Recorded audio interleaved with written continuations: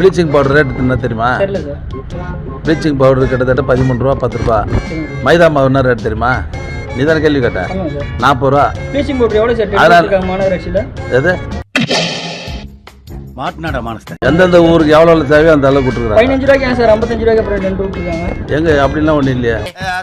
அதாவது ரசாயன கெமிக்கல் என்னப்பா அது பெரிய தொல்லை. காலம் வராதப்பா. சரி சரி இருக்கட்டும். ஊரில் ஜனங்களுக்கு வந்து அந்த அக்கறை கொண்டுங்க. இப்போ போய் பார்த்தீங்களா அந்த தெருல இருக்கிற டப்பாக்கு பலம் போட்டு வச்சிருக்கிறான். நீங்க போய் பார்த்த இடத்துலயே கழிவுநீர் ஓடையெல்லாம் வந்து தூர் வராம அப்படியே இருக்கிறது நீங்களே சொல்லியிருக்கீங்க. இப்போ மக்கள் மேல குற்றம் சாட்டுறீங்க. அப்ப மாநகராட்சி மக்கள் மேல நாங்க என்ன குற்றம் சாட்டுறோம்? மக்கள் மேல நாங்க என்ன குற்றம் சாட்டுறோம்? அப்படியே வச்சிருக்காங்க. நீங்க தான் சார் சொல்றீங்க. இப்போ நான் எப்ப சொன்னேன்? ஏங்க நான் அப்படி பேசணும்னா? ஆமா சார், நீங்க தான் அப்படி பேசுனீங்க. என்ன சார் நீங்களும் அவங்க கூட சேர்ந்துட்டீங்க? இந்த பாருங்க, அப்படிப்பட்ட தரங்கட்ட வார்த்தை என் வாயிலிருந்து வரவே வராது. அப்படி நான் பேசவும் இல்லை.